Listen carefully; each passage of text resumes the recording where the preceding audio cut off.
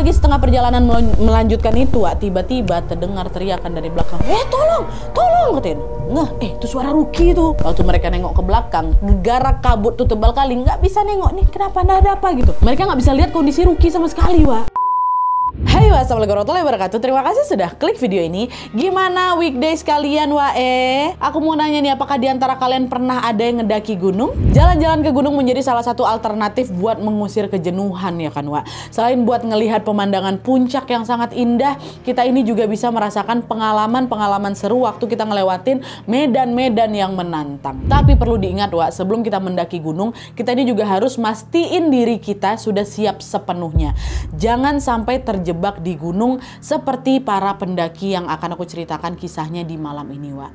Jadi nih, di tahun 2001 ada rombongan mahasiswa pencinta alam dari UGM yang terjebak selama berhari-hari pada saat mendaki Gunung Slamet, Wak. Rombongan ini mengalami berbagai kesulitan pada saat mereka berada di puncak karena ada cuaca ekstrim yang membuat satu persatu dari mereka ini mulai tumbang.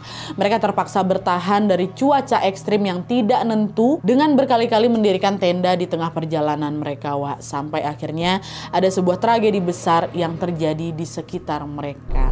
Tragedi apakah itu dan gimana ceritanya kok bisa mereka ini kejebak di atas puncak Gunung Slamet? Tanpa berlama-lama kita langsung masuk aja ke ceritanya, ya. Check it out.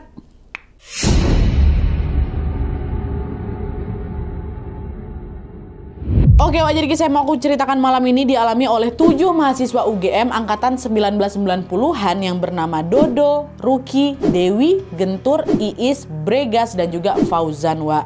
Mereka ini tergabung dalam UKM Mapagama atau mahasiswa pencinta alam di UGM Yogyakarta. Nah, seperti organisasi pecinta alam pada umumnya, Wak, mereka bertujuh ini berencana mendaki gunung sebagai salah satu agenda tahunan di Mapagama ini. Nah, di tahun 2001 nih, Wak, mereka ini memilih Gunung Slamet sebagai lokasi pendakian mereka selanjutnya. Dan FYI, Wak, Gunung Slamet ini adalah gunung tertinggi di Jawa Tengah dengan ketinggian kurang lebih 3.432 mdpl. Nah, untuk mencapai puncak, Wak, ada banyak jalur yang bisa dilewati.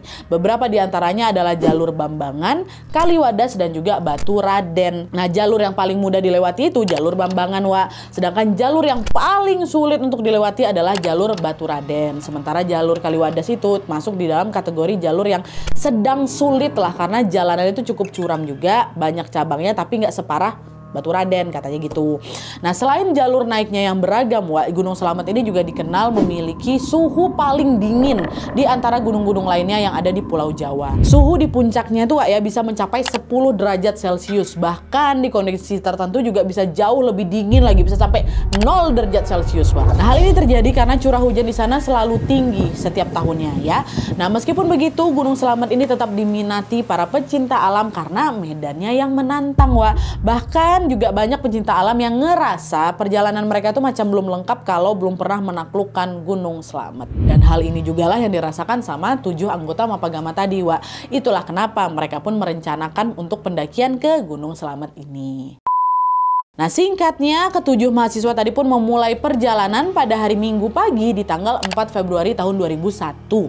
Mereka berangkat dari gelanggang UGM menuju ke stasiun Lempuyangan yang ada di Yogyakarta. Dari sana mereka naik kereta ke arah Bumi Ayu, Brebes, dan baru sampai di stasiun pemberhentian sekitar jam setengah 4 sore, Wak. Setelah sampai, mereka kembali lagi melanjutkan perjalanan menuju ke base camp pendakian di desa Kaliwadas, Kabupaten Brebes. Jadi mereka memang pakai jalurnya Kaliwadas, ya, Wak, ya. Kategori jalur yang sedang sulit. Nah, sesampainya di Kaliwadas, Wak, mereka nginep dulu tuh 1 malam di sana. Barulah pagi harinya, yaitu di hari Senin tanggal 5 Februari 2001, mereka mulai mendaki sekitar jam setengah 10 pagi startnya. Jalur yang mereka lewati ini cukup curam, Wak. Ada banyak pepohonan lebat dan juga minim petunjuk jalan. Jadi bisa dibilang kurang cocok lah ini jalur ini untuk pendaki pemula kalau tidak didampingi sama orang-orang yang berpengalaman gitu. Apalagi juga nih, Wak, ya, pos pendakian jalur itu cuma ada 5 pos. Dan dari pos 2 sampai pos 5 itu jalurnya makin lama makin curam tuh, makin berkelok-kelok, pokoknya makin ekstrim lah dari pos 2 sampai pos 5 gitu. Nah, tapi meskipun jalannya itu ekstrim, Wak, untungnya 7 anggota Mapagama ini udah cukup terlatih, Wak. Jadi walaupun tidak didampingi sama pemandu lokal maupun pendamping resmi, mereka yang ngerasa aman-aman aja lah gitu lewat jalur sana. Apalagi 2 di antara mereka, si Dodo sama Ruki, Wak, diketahui juga sudah berpengalaman mendaki banyak gunung. Jadi 2 orang inilah yang bertugas untuk memimpin pendakian mereka ini. By the way, dari dari 7 orang itu 2 perempuan 5 laki-laki Wak ya. Adalah tuh Dodo sama Ruki pun memulailah memimpin pendakian. Normalnya Wak untuk bisa sampai ke puncak Gunung Slamet membutuhkan waktu kurang lebih 10 sampai 12 jam ya, itu normalnya. Cuman mereka memang memutuskan untuk jalan santai aja, nggak ngejar waktu 12 jam harus sampai sana, enggak, tapi rata-rata memang segitu gitu loh, tapi mereka santai aja. Nah setelah 6 jam melalui perjalanan yang melelahkan Wak, setelah jalan 6 jam mereka memutuskan untuk singgah di pos 5 yang merupakan pertemuan jalur Kaliwadas dengan jalur Baturaden. Jalur yang sulit itu ketemunya di pos 5. Nah pos ini Wak biasanya digunakan untuk membangun base camp sebelum nanti lanjut ke puncak. Ini kan pos terakhir, pos 5. Nah di situ mereka istirahat bentar terus lanjut daki lagi. Nah beberapa meter di atas pos 5 Wak, tepatnya sekitar jam 5 sore waktu itu, mereka dirikan tenda lagi di sana, baru bermalam di sana. Jadi hari itu tuh mereka udah menempuh setengah perjalanan lah Wak, atau kurang lebih 6,5 jam mendaki gitu ya. Dan bermalam di sana. Besoknya di tanggal 6 Februari 2001 mereka mulai ngelanjutin lagi perjalanan menuju ke puncak nih. Tinggal ke puncak aja, udah nyampe pos 5, tinggal ke puncak. Tapi kali ini Wak, medan yang dilewati makin curam lagi. Jadi setelah mereka ini melakukan perjalanan kurang lebih 4 jam setelah mulai mau jalan ke atas puncak ini dari pos 5, barulah sekitar jam 1 siangnya mereka sampai di garis vegetasi. Garis vegetasi itu apa? Garis batas tumbuhan bisa hidup. Jadi di atas garis itu udah nggak ada lagi tumbuhan hijau Wak, karena medannya udah berpasir, bebatuan, tanaman sama pepohonan itu cuma bisa tumbuh di bawah garis vegetasi lah gitu. Mereka udah nyampe di garis vegetasi. Nah garis vegetasi yang ada di Gunung Slamet ini Wak agak beda sama gunung-gunung lainnya. Selain jadi batas wilayah tanaman hidup nih Wak ya, di sana ini juga terkenal sebagai titik point of no return. Di sanalah area paling ekstrim karena sering sekali terjadi badai yang membuat para pendaki itu tuh bakal kesulitan buat naik ke puncak. Buat turun pun susah. Jadi satu-satunya solusi yang bisa dilakukan adalah menunggu badai reda atau kabut hilang. Kalau udah ada datang badai gitu, nggak bisa naik, nggak bisa turun gitu lah istilahnya. Dan betul aja Wak, sampai mereka sampai di garis vegetasi itu tiba-tiba kabut tebal muncul turun ngelilingin area itu. Otomatis jarak pandang mereka kan jadi terbatas ya kan. Aduh ini kabut nih Wak. Udah jangan jalan dulu, tenang dulu sini, tenang. Nggak lama setelah kabut datang, badai hebat yang nyerang Wak. Wah datang badai hujan kayak gitu kan. Dan kondisi inilah yang membuat perjalanan mereka harus tertahan. Karena tadi mereka udah nyampe di titik point of no return, bakal susah lanjut ke puncak, nggak juga bisa turun ke bawah gitu kan. Alhasil mereka langsung mendirikan 3 tenda di sekitar garis vegetasi itu untuk berlindung dari badai. Dan bangun sama mereka susah payah lagi badai kan Wak. Tapi bukan yang mereda, makin malam kondisi cuaca di sana tuh makin buruk lagi Wak. Badai tuh makin ngamuk gitu loh, kabut makin tebal lagi dan suhu udara otomatis turun drastis. Dan tanpa mereka sadari Wak, ini adalah awal dari tragedi memilukan yang akan menimpa mereka.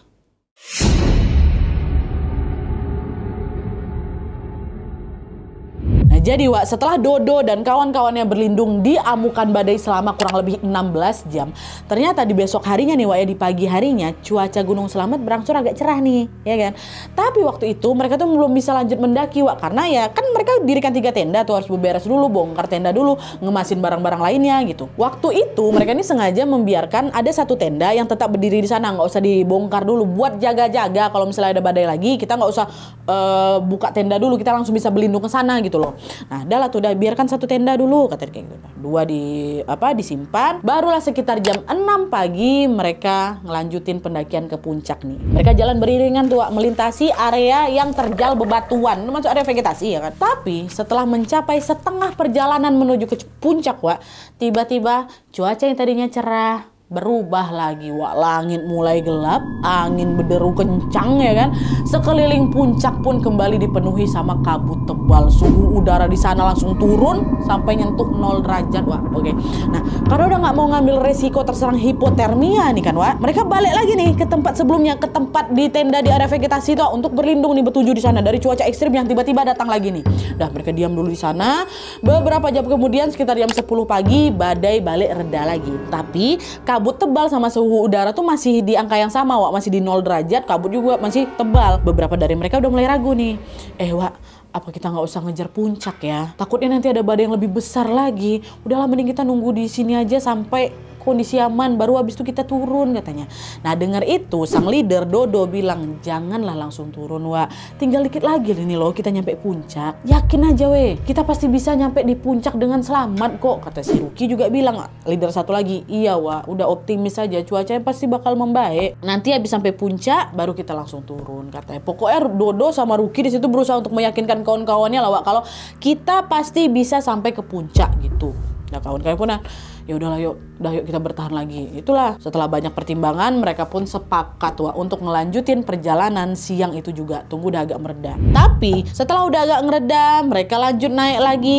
Setengah perjalanan berlalu datang lagi badai Wak, kabut tebal datang lagi. Jarak pandang yang di sekitar mereka itu cuma setengah meter aja tuh, saking tebalnya kabut tuh. Harusnya di setengah perjalanan tuh mereka udah bisa ngeliat puncak nih, tapi saking tebalnya kabut itu mereka nggak bisa nengok. Puncak tuh nggak kelihatan. Mereka jalan makin berdekatan, makin dempet-dempet nih biar nggak mencar ya kan, karena kabut tebal itu kan berpotensi bikin mereka nyasar kan Wak. Udah hati-hati Wak, langkah hati-hati aja. Nah dengan langkah yang hati-hati mereka pun nerusin lah perjalanannya ke puncak. Nah posisinya waktu itu Wak, Dodo paling depan, pemimpin pertama paling depan, Ruki paling belakang, 5 orangnya baru di tengahnya ya.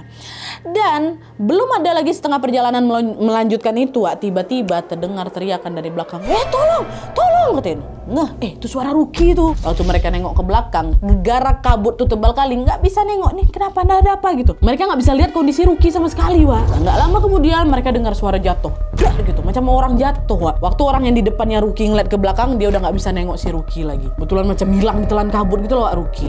Ruki nggak ada weh, Ruki nggak ada, Ruki yang jatuh tuh nggak. Di tengah situasi menegangkan itu mereka semua berenam ini Wak memutuskan untuk tetap mendaki ke puncak. Udah kita daki naik dulu aja. Nah keputusan ini diambil bukan karena ambisi mereka pengen ngejar puncak Wak, tapi karena waktu itu kan badai lagi kencang-kencangnya kan, dan jarak pandang mereka juga terbatas sekali. Jadi mereka ini nggak bisa langsung puter balik mencari si Ruki, takutnya malah nanti nambah korban lagi. Ruki kau tunggu di situ ya, kami naik dulu nanti kami cari lagi kau di bawah. Kami nggak bisa bertahan di sini, kami belum bisa nyari kau karena kabutnya tebal kali, kata mereka. Ruki tunggu ya, Ruki tuh nggak ada sautan dari Ruki Wak. Udah kita berdoa semoga Ruki nggak apa-apa. Naik dulu sekarang biar kita bisa cepat nyelamatin si Ruki, kata salah satu di antara mereka. Dah akhirnya 6 orang ini selain Ruki bergegas selain naik ke atas sampai betulan Wak mereka di puncak Tugu Surono namanya, puncak tertinggi di Gunung Slamet ya kan, berenam sampai di sana.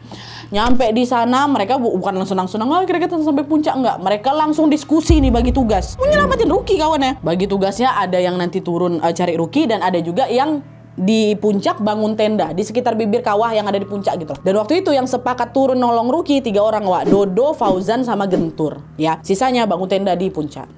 Udah turunlah mereka di bertiga Wak. Gak lama kemudian betulan Wak mereka nemu si Ruki lagi tergeletak di antara bebatuan dalam kondisi yang lemah kali. Ada beberapa lebam di tubuhnya gara jatuh tadi Wak. Dan Ruki rupanya terkena hipotermia Wak. Dodo sama Fauzan sama Gentur pun langsunglah mapah si Ruki ini naik ke atas menuju ke tenda yang ada di atas. Waktu nyampe di sana mereka berusaha menghangatkan tubuhnya Ruki tuh rame-rame. Untungnya beberapa waktu kemudian kondisi Ruki mulai membaik. Tapi mereka tetap memilih udah kita bermalam di puncak ini aja untuk mengembalikan stamina sekaligus juga menunggu badainya reda ya kan. Nyampe di semua mereka di puncak istirahat lah gitu. Udahlah tuh, besok paginya nih ternyata suasana di puncak masih mencekam Wak, badainya makin parah lagi tuh, nggak hilang-hilang. Di tengah kondisi cuaca yang tidak menentu itu dan semua pada juga nggak tahu kapan badai itu ngereda, salah satu di antara mereka bilang, kita mau nunggu sampai kapan di sini weh? Ini udah dari kemarin loh badainya belum hilang juga. Udahlah kita turun aja lah yuk, paksain aja turun. Yang lain nyaut, iya weh udah yuk kita turun aja yuk. Kalau kondisinya belum juga membaik, salah satu di antara kita nih harus ada yang selamat. Jadi bisa cari bantuan ke bawah, jangan sampai kita mati sia-sia di sini katanya. Udahlah tuh, untung semua setuju Wak. Mereka pun bertujuh-tujuh nih Wak bersiap turun. Nah naasnya belum sampai di garis vegetasi, Mas Ruki tadi Wak terkena hipotermia lagi. Bahkan dia juga sempat jatuh tergulung lagi ke bawah, hipotermia. Cuman untungnya di belakang dia waktu dia terjatuh tuh ada Bregas yang nahan tubuhnya. Meleset si Bregas sedikit bisa jatuh jurang siapa? Si Ruki. Nah ngeliat kondisi Ruki yang makin parah ini, teman-teman yang lain pun mau tidak mau harus menghentikan perjalanan turun mereka kan Wak. Mereka dirikan lagi lah tenda lagi di tempat jatuhnya si Ruki itu, di dekat garis vegetasi by the way waktu kejadian ini, waktu Rukinya jatuh lagi. Nah di saat yang sama mereka dengar ada sayup-sayup suara orang ngobrol Wak dari arah bawah.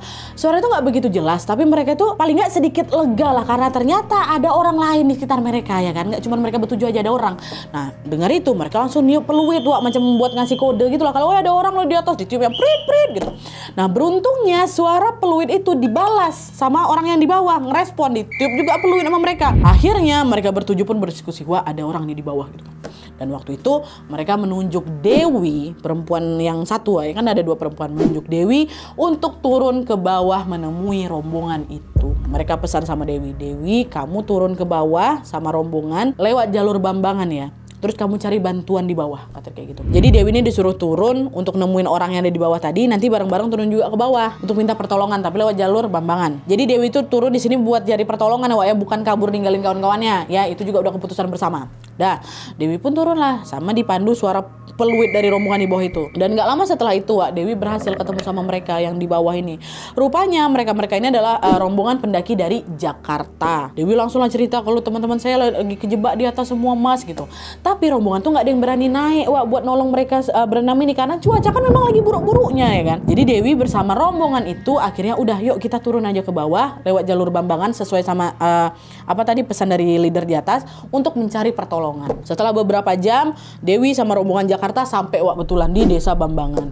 Dewi langsung hubungin Kapolsek setempat dan Dewi juga ngabarin anggota Mapagama yang ada di Jogja lainnya kalau teman kita ada 6 orang kejebak atau masih di puncak Selamat, kata si Dewi. Tapi lagi-lagi karena kondisi cuaca di Gunung Selamat ini lagi ekstrim kali ya kan, pencarian dan evakuasi para pendaki berenam itu belum bisa dilakukan hari itu juga, belum bisa. Dewi nggak bisa ngomong apa-apa ya, memang karena belum bisa gitu Tunggu sabar, tunggu sampai cuacanya agak sedikit cerah aja gitu. Nanti kita langsung naik ke atas, kata si Dewi kayak gitu.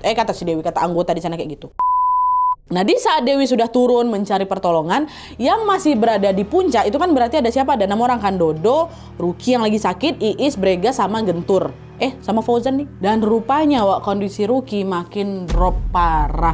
Udara dingin di area non vegetasi itu bikin Ruki makin menggigil hebat lagi, hingga akhirnya dia tidak bertahan dan menghembuskan nafas terakhirnya. Ruki meninggal di pangkuannya Dodo. Nah, kepergian Ruki itu tentu membuat pukulan berat bagi 5 kawan lainnya kan Tapi gimana pun juga mereka berlima harus tetap nyelamatin diri nih sebelum akhirnya jatuh korban lainnya juga. Akhirnya mereka diskusi lagi, gimana nih apa segala macam gitu. Dan dengan berat hati mereka memutuskan untuk meninggalkan sebentar jenazah Ruki di dalam tenda tadi dengan pertimbangan akan dievakuasi setelah nanti mereka berhasil cari bantuan. Biarkan Ruki di sini dulu. Kita turun cari bantuan baru kita evakuasi jasadnya gitu. Nah, berarti di situ sisa 5 orang Dodo, Regas, Fauzan, Iis, Gentur. Iis satu-satunya cewek di situ. Dan mereka berlima pun turun lah turun membiarkan jasadnya Ruki di sana dulu, ditutup tendanya, turun ke bawah. Tapi baru beberapa menit aja berjalan kondisi fisiknya Bregas dan Fauzan yang tiba-tiba ngedrop, berdua langsung ngedrop. Mereka terjatuh tuh berkali-kali dan gak lama kemudian Fauzan terserang hipotermia. Dirikan tenda lagi mereka sekitar 20 meter di batas garis vegetasi untuk bisa merawat Fauzan dan juga Regas. Didirikan lagi tenda, masuk lagi mereka di sana. Di saat yang sama, stok perbekalan tuh juga udah tipis kali ditambah kompor portable yang mereka kebawa sama Dewi. Jadi di saat ini mereka cuma bisa makan mie instan kering, permen sama sambal pecel aja untuk bisa bertahan hidup. Nah selama berada di tenda mereka terus berdoa supaya cuaca segera membaik ya kan, supaya mereka bisa turun. Tapi sayangnya di pagi hari Jumat tanggal 9 Februari 2001 badai makin kencang lagi Gunung Selamat ini kayak macam lagi dihantam angin dari segala arah gitu nggak habis-habis. Dan karena nggak tahu kapan cuaca ekstrim itu akan berakhir, mereka pun akhirnya berdiskusi untuk menentukan siapa yang harus turun mencari bantuan juga menyusul Dewi. Dan orang yang diminta turun pada saat itu adalah Dodo, si leader yang satunya, sisa satu kan Ruki udah meninggal kan. Kenapa Dodo? Karena Dodo ini dianggap paling berpengalaman lah gitu kan, dia yang paling tahu jalan. Sementara Iis yang cewek, Regas, Gentur nunggu di tenda sambil ngerawat Fauzan yang sakit. Turunlah si Dodo. Besok harinya nih, selang sehari setelah si Dodo itu turun, tanggal 10 Februari 2001 hari Sabtu, ternyata tim SAR nggak juga datang. Ada 2 hari itu ya mereka tunggu ya, nggak datang juga tim SAR ini. Panik lah mereka. Ini jangan-jangan Dodo nyasar ini. Apa dia nggak sampai bawah ya? Dewi pun tahap apa ini kabarnya, tadi nyampe bawah apa enggak kayak gitu. Iya ya Wak, kayak harus ada nih 1 orang lagi yang nyusul Dodo kata itu. Betul Wak, Dewi turun, Dodo turun. Saat itu nggak ada yang bantuin mereka memutuskan untuk 1 lagi lah susulin mereka. Nah waktu itu yang ditujuk sama mereka adalah Gentur. Pertimbangannya Wak, Gentur nih fisiknya masih kuat waktu itu dibanding Iis sama Bregas yang udah kehabisan tenaga. Fauzan kan lagi sakit juga. Dah akhirnya Gentur turun. Kok bawa perbekalan apa? Udah nggak apa-apa, permen aja aku. Jadi si Gentur ini turun dengan cuman bawa bekal 8 permen aja Wak, sama segulung tali raffia merah. Turunlah ini si Gentur. Salah mereka bertiga di apa itu kan. Nah waktu di perjalanan turun Wak, rupanya Gentur malah ngambil jalan yang salah. Dia malah nyusuri jalur yang tidak pernah dilewati sama pendaki. Di situ Gentur sadar Wak kalau dia nyasar. Aduh nyasar aku nih, nggak kayak gini harusnya. Akhirnya dia terobos sama pepohonan depan-depan dia Wak. Dia ngelewati lereng-lereng terjal dan sehari kemudian baru besok harinya dia bisa menemukan sungai. Dan dengan insting survivalnya Wak, dia pun ngikutin alur sungai itu, karena kan biasanya sungai ini bakal ngalir sampai ke area bawah kan, area bawah gunung kan. Sampai akhirnya dia nemulah jalan beraspal.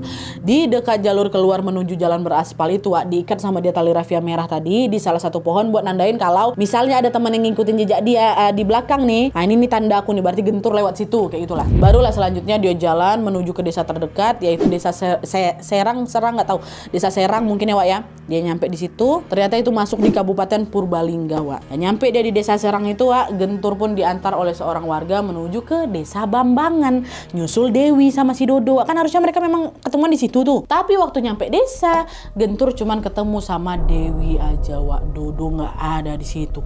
Barulah diketahui ternyata Dodo nggak pernah sampai di bawah. Dewi, Dodo nggak di sini, nggak ada Wak. Nggak ada. Maaf kami belum bisa nyusul ke land. Memang cuaca lagi nggak bisa naik kami Wak gitu. Udah nggak apa-apa nih, Dodo di mana nih gitu. Nah kemungkinannya waktu itu mereka mikir Dodo nih jangan-jangan sesat atau mungkin dia balik lagi ke atas buat nemuin teman-temannya.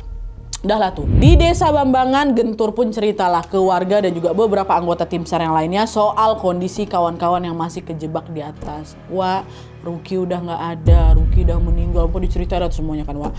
Nah informasi dari Gentur pun akhirnya menyebar luas dan terdengar juga sampai ke pihak kampus UGM dan juga komunitas pecinta alam di berbagai daerah. Lalu di hari berikutnya, besok harinya di Senin 12 Februari 2001, diadakanlah rapat besar untuk menyusun strategi penelusuran dan juga evakuasi korban. Rapat itu dihadiri oleh pihak kampus UGM, tim SRU atau Search and Rescue Unit, dan komunitas pecinta alam dari berbagai daerah yang ingin ikut serta membantu evakuasi Wak.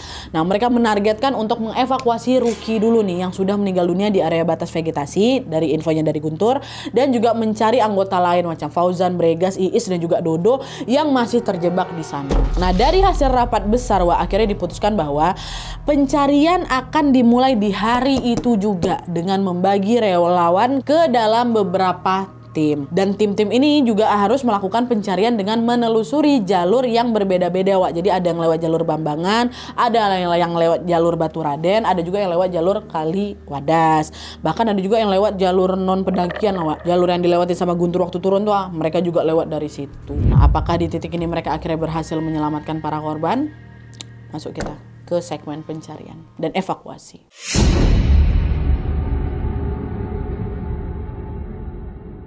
Nah jadi Wak, kayak udah aku bilang tadi, tim pencarian kan dibagi ke dalam beberapa unit ya kan. Nah salah satu unitnya ini Wak adalah unit SRU yang beranggotakan 3 orang dan dipimpin oleh Mas Sugi namanya. Nah anggota komunitas pencinta alam dari Bandung mereka ini, Mas Sugi ini. Nah tim ini melakukan pencarian dengan menelusuri jalur atau jalan yang sebelumnya sudah ditandai pakai raffia merah sama Gentur tuh Wak. Mereka lewat dari situ. Nah waktu itu Mas Sugi dan timnya ini juga nandain area yang dilewatinya dengan ngasih tanda 3 bacokan di pohon, tas gitu, supaya kalau misalnya ada yang mau bantu evakuasi jadi lebih mudah. Oh Mas Sugi lewat sini gitu, ada kodenya lah kan. Nah dah lah tuh mereka tuh terus lah itu berjalan naik selama berjam-jam. Tapi mereka juga nggak nemuin satupun pendaki yang terjebak di situ, Wak. Nah di saat yang sama, Wak, tim SAR lain atau kelompok dari penelusuran lain, Wak, ngabarin lewat HT kalau mereka berhasil menemukan Fauzan di dalam tenda di sekitar 20 meter di bawah garis vegetasi, which is di tenda terakhirnya si Gentur sebelum turun tuh kan Fauzan sakit. Ada Fauzan di situ, Wak. Cuman waktu mereka sampai sana, Iis sama Bregas nggak ada dalam tenda. Di dalam tenda itu cuman ada Fauzan yang kondisinya juga sudah tidak bernyawa. Fauzan dibiarkan juga di dalam tenda itu, ditinggalkan dulu. Ini kayaknya polanya sama kayak kejadian Ruki. Fauzan ternyata meninggal, Iis sama Bregas harus keluar mencari pertolongan. Udah kedua korban nyawa di sini, Wak, ya, Ruki sama Fauzan. Meninggal Fauzan di situ. Akhirnya di situ mereka pun mengevakuasi jasadnya Fauzan melalui jalur Bambangan, Wak. Sampai di sini berarti yang belum ketemu siapa? Ada Iis, Bregas, orang terakhirnya sama Fauzan, terus sama Dodo yang turun kedua. Dah, Mas Sugi sama timnya pun ngelanjutin lah itu penelusuran mereka untuk mencari mereka bertiga. Tapi setelah 2 hari berlalu, Wak, Mas Sugi sama timnya belum juga nemuin siapapun. Mereka pun beralih lah nyusurin tepian sungai waktu itu. Dan di hari ketiga pencarian, Wak, tepatnya di hari Rabu tanggal 14 Februari 2001, mereka tiba di sebuah air terjun di ketinggian 2750 mdpl. Dan lokasinya cuma beberapa meter dari tempat penemuannya Fauzan gitu, Wak. Nah, di bawah cerukan air terjun itu, Mas Sugi melihat ada seorang perempuan duduk dengan kondisi menggigil, kedinginan badannya gemeteran, dan dia cuma pakai jas hujan aja, Wak. Waktu didekati, rupanya itu adalah Iis. Pas ditemukan, kondisi Iis sudah betul-betul memprihatinkan kali, Wak. Tubuhnya basah kuyup, gigi depannya patah, bahkan juga banyak sekali luka yang ada di kaki sama tubuhnya. Badannya lemas sekali itulah. Iis kayak gitu. Nah, ngeliat kondisi Iis yang kritis, Mas Sugi sama kawan-kawannya, Wak, langsung ngasih pertolongan pertama.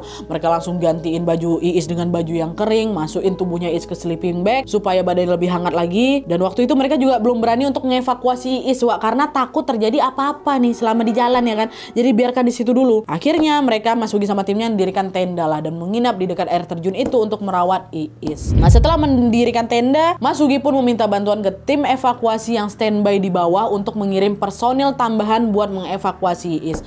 Halo Pak, Iis ketemu. Dia kondisinya lagi kritis, Pak. Tolong kirim tim evakuasi lewat jalur yang udah saya tandain tadi, Pak, ya, kata gitu. Oh, siap. Kami segera ke sana, kata gitu. Nah, di sini, Wak, Mas Sugi ngejelasin dengan detail jalur mana yang mereka lewati, termasuk tanda 3 bacokan di pohon tuh dikasih tahu. Nanti kalau lewat sini, lewat ini dikasih tahu. Nah, gak lama setelah Mas Sugi melaporkan kalau Iis ditemukan, HT kembali berbunyi. Nah, ternyata tim SAR lain juga melaporkan kalau mereka menemukan Dodo yang berada tidak jauh dari lokasi ditemukannya Fauzan juga, Wak. Tapi di sini Dodo sudah ditemukan dalam keadaan meninggal dunia. Jadi di hari Rabu itu ada 2 ditemukan, Wak. Ada Iis sama ada Dodo. Iis kondisinya kritis, Dodo meninggal dunia. Berarti yang belum ketemu siapa? Tinggal Bregas saja, Wak. Jasadnya Ruki ada di atas. Memang belum mereka evakuasi. Mereka cari yang masih kemungkinan hidup dulu gitu kan. Udah mereka cari Bregas nih. Nah, balik lagi ke kisahnya Mas Sugi yang lagi ngerawat Iis, Wak. Waktu itu hari mulai gelap, mereka pun bermalam lah di dekat air terjun sambil ngerawat Iis tadi lagi kan. Mereka cuma bertiga waktu itu, mereka bertiga ganti-gantian buat ngejaga Iis. Pagi harinya pada saat Mas Sugi terbangun, dia melihat kondisinya Iis sudah makin kritis, Wak. Rekan setimnya termasuk dia juga berusaha memberikan pertolongan lagi sebisa mereka, sampai mereka juga udah ngasih pernapasan buatan, Wak. Tapi sayangnya nyawa Iis tidak tertolong. Iis menyusul Ruki, Fauzan, dan juga Dodo. Meninggal Iis. Nah, di pagi itu tim evakuasi tambahan yang diminta sama Mas Sugi itu belum juga sampai ke atas. Gara-apa? Gara kondisi medannya terjal kali. Cuaca juga masih ekstrim, Wak. Sempat juga terjadi miskomunikasi antara Mas Sugi sama tim yang tambahan ini waktu soal titik lokasi lah gitu. Jadi hari itu jenazahnya Iis juga belum bisa langsung dievakuasi, Wak. Mereka harus bermalam lagi di situ di dekat air terjun tuh lah bersama jenazahnya Iis. Baru di hari Sabtunya tanggal 17 Februari 2001, tim evakuasi yang berjumlah puluhan orang pun tiba di sana. Mereka langsung melakukan pembagian tugas ini. Beberapa orang ada yang bertugas untuk mengevakuasi jasadnya Iis ke bawah. Beberapa orang lainnya juga melanjutkan pencarian untuk mencari Bregas. Bregas kan belum dapat kan, Wak. Nah, tim pencarian Bregas ini, Wak, dibagi jadi 2 tim lagi. Satu tim yang menyusuri pinggiran sungai di dekat cerukan air terjun itu. Terus satunya lagi menyusuri bagian tebing atas. Dan waktu itu Mas Sugi bergabung di tim yang menyusuri bagian tebing atas, tim kedua. Belum sampai 10 menit mereka melakukan pencarian nih, Disitulah tim yang menyusuri sungai tiba-tiba menemukan satu jasad laki-laki di pinggiran sungai, dan itu adalah Bregas. Meninggal juga Bregas. Lokasi penemuannya tidak jauh dari cerukan air terjun tempat Iis ditemukan, dan karena Bregas dan Iis ini ditemukan di lokasi yang berdekatan, tim SAR pun berasumsi mungkin saja waktu itu Bregas dan Iis berusaha menyelamatkan diri setelah mereka tahu yang tadi itulah Fauzan ini meninggal. Tapi naasnya mereka justru terjebak atau terpencar, akhirnya di situ mereka meninggal dunia. Sampai hari itu berarti yang sudah ditemukan ada 4 orang, Fauzan meninggal, Iis meninggal, Dodo meninggal, Bregas meninggal. Ditemukan semua tapi dalam kondisi yang sudah meninggal dunia. Nah, berarti sisa 1 jasad lagi nih yang belum dievakuasi, yaitu Mas Ruki, orang yang pertama kali meninggal dan jasadnya berada di lokasi yang paling tinggi. Nah, Mas Hugi dan timnya pun segera lagi bergerak ke arah garis vegetasi untuk mengevakuasi Ruki. Tapi anehnya di sini meskipun lokasi tendanya Ruki ini sudah ditandain sama teman-teman yang berenam tadi ini sebelum akhirnya mereka semua meninggal dunia, sebelum mereka turun, tim evakuasi tidak berhasil menemukan jasad Ruki di area itu. Di sana mereka cuma nemuin bekas tenda yang berserakan aja, jasadnya nggak ada. Mereka terus nyari-nyari jasad Ruki sekitar sana kan. Barulah nggak di hari itu juga, besoknya nih di hari Seninnya tanggal 19 Februari 2001 baru mereka berhasil menemukan jasad Ruki sekitar 200 meter tapi di atas garis vegetasi. Di atas. Kok bisa jasadnya Ruki ditemukan jauh dari garis vegetasi, padahal waktu ditinggalkan kan jasadnya dimasukkan ke dalam tenda di area vegetasi kan, Tapi waktu ditemukan tendanya hancur dan jasad Ruki ada di atas garis vegetasi. Pertanyaan itu belum juga terjawab sampai sekarang, dan masih menjadi misteri katanya. Apa mungkin ada angin yang datang kencang sampai memporak-porandakan tenda sehingga jasadnya sampai naik ke atas kayak itu? Wallahu alam, nggak ada yang tahu. Nah, dengan ditemukannya jasad Ruki, pencarian para pendaki yang terjebak di Gunung Slamet pun resmi berakhir. Dari 7 orang di rombongan itu, hanya 2 orang saja yang selamat, yaitu Dewi yang turun pertama kali untuk mencari bantuan, dan juga Gentur, orang ketiga yang turun untuk menyusul Dodo dengan Dewi dan hanya berbekal 8 permen saja. Sementara Ruki, Dodo, Fauzan, Iis, dan Bregas meninggal dunia setelah berusaha bertahan melawan cuaca ekstrim di Gunung Slamet selama berhari-hari. Nah, untuk mengenang kejadian ini, nama kelima korban yang meninggal ini pun diabadikan dalam plakat berbentuk segitiga yang dibuat oleh keluarga besar Mapagama. Plakat ini pun diletakkan di puncak Gunung Slamet. Aduh, sedih betul Semoga kelima korban husnul khotimah dan juga mendapatkan tempat terbaik di sisi Allah Subhanahu wa taala. Amin ya rabbal alamin. Oke, jadi itu tadi kisah pendakian paling memilukan di tahun 2001 yang menimpa mahasiswa Mapagama UGM. Meskipun mereka ini sudah mempersiapkan fisik dan juga segala perlengkapan dengan sebaik-baiknya, tapi kondisi alam yang tidak bisa diprediksi pada akhirnya membuat mereka kesulitan dan beberapa di antara mereka juga harus kehilangan nyawanya. Tragedi ini tentunya menjadi pengingat untuk kita semua bahwa alam mau seindah apapun tetap menyimpan bahaya yang nggak bisa ditebak. Pendakian itu bukan soal ego atau cuma sekedar sampai puncak aja, tapi soal kesiapan, kehati-hatian, dan juga kebersamaan. Jangan pernah remehin cuaca, jangan pernah remehin sinyal tubuh dan juga peringatan dari alam itu sendiri, karena satu langkah kecil yang dipaksakan bisa jadi langkah terakhir.